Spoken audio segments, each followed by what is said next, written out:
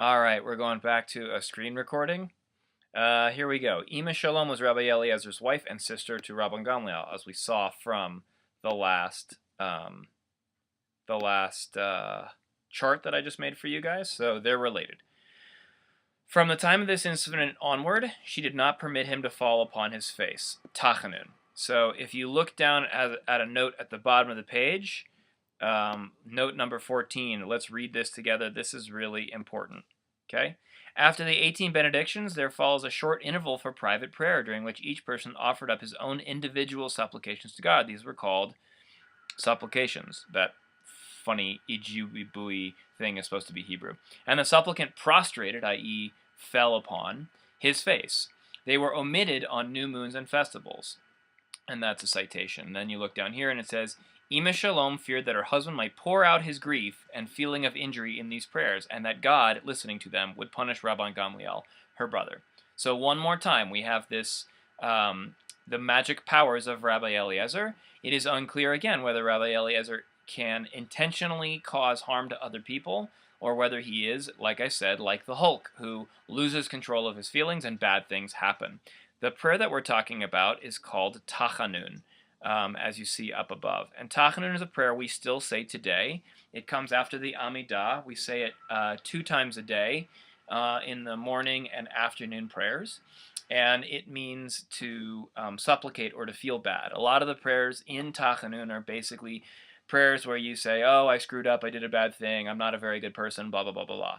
So part of the thought about this is that perhaps that when Rabbi Eliezer falls on his face and he feels really bad about himself, he gets so emotional that he, again, becomes like the Hulk. He gets sad, and his sorrow is directed at Rabban Gamliel, the guy who caused him to get excommunicated, and so, in this case, he could kill him. So Ima Shalom does not permit him to fall upon his face or do tachanun, because she knows that her husband is so powerful that bad things could happen. Whether she knows what's going to happen to her husband, we don't know yet. Now, on a certain day, it happened to be the new moon, but she mistook a full month for a defective one. Sometimes in a Jewish month, there are 2 days of Rosh Chodesh, the beginning of the new month, and some days there are 1. And back in the day, it was sometimes the rabbis sometimes needed to declare when the new month fell, and because sometimes it was unclear. So a Jewish month is usually 29 or 30 days. Now you might say to yourself, but Rabbi Goodman, if you had 29 or 30 days, that wouldn't add up to a full 365 days in a year. That is correct. What happens is every 4 years in Judaism we get not a leap year, we get a leap month.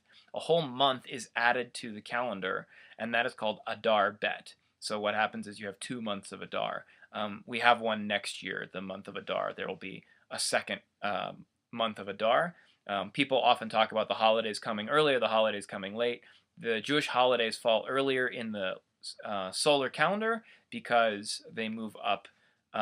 They creep up because of this discrepancy between the lunar year and the solar year. If you're following me, that's awesome. If you're not, that's okay. This is not critical information, but all we need to know right now is that Ima Shalom was making a mistake. It's probably an honest mistake. All right.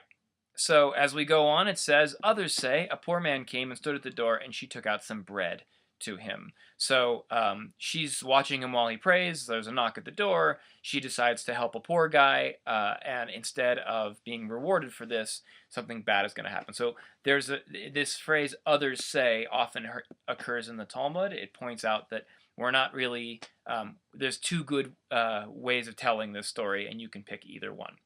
On her return, she found him fallen on his face. Arise, she cried out to him, you have killed my brother. So Ima Shalom knows that Tachanun was recited. She knows that Tachanun has drastic results, and that in this case, Rabbi Eliezer, her husband, has just killed Rabban Gamliel, the head of the Sanhedrin, her brother. And there's no emotion here, which is pretty intense. And And there's another bigger problem with this, which is a big question. Is God responsible for killing Rabban Gamliel, or is Rabbi Eliezer responsible? And it's very unclear. Why would God allow a rabbi to kill another rabbi using magical powers? Crazy. It's very weird, and you could probably write a doctoral thesis on this when you get to college. It's pretty bizarre as stories go, but the end of the story, the end of the Talmud, is going to try and solve the problem, although personally I don't think it solves it very well. In the meanwhile, an announcement was made from the house of Rabban Gamliel that he had died. So clearly, she knew what happened. How did you know? He questioned her. That's Eliezer questioning Rabban Gamliel. And here's the final and confusing cryptic line of the Talmud, of our story of the Oven of Achnai. I have this tradition from my father's house. All gates are locked, except the gates of wounded feelings. So I'll explain what this means in the simple, and then I'll point out that the more complicated meaning is really mysterious. When you pray to God, according to Ima Shalom, God doesn't really respond to personal prayer. Prayer has lots of purposes, and it does a lot of good things in our lives, but God doesn't personally respond to you when something happens, according to this statement in the Talmud. All the gates, i.e. to heaven, are locked except the gates of wounded feelings. Rabbi Eliezer, who was excommunicated, is deeply wounded. He feels horrible that he's been excommunicated. He's brokenhearted. Remember, excommunication means he's no longer on the Sanhedrin. It also means that all the rabbis of the Sanhedrin cannot talk to him, nor can any of their family or their spouses. And according to some traditions and some sources, no Jew was allowed, except for, I guess, Ima Shalom, to talk to Rabbi Eliezer. So this is complete and total cutting out from the community. This is basically, as you saw in the metaphors and the allusions used above, this is like death. So all the gates are locked except the gates of wounded feelings. Rabbi Eliezer is deeply crushed by being excommunicated, and he's so brokenhearted that this last gate to God of wounded feelings is open. And therefore, when Rabbi Eliezer prays to God and falls on his face, God can hear Rabbi Eliezer, and therefore God can grant Rabbi Eliezer's prayer, which in this case is killing Rabban Gamliel. This is a very odd statement, and it's very weird, but it is the way the rabbis take this text to mean.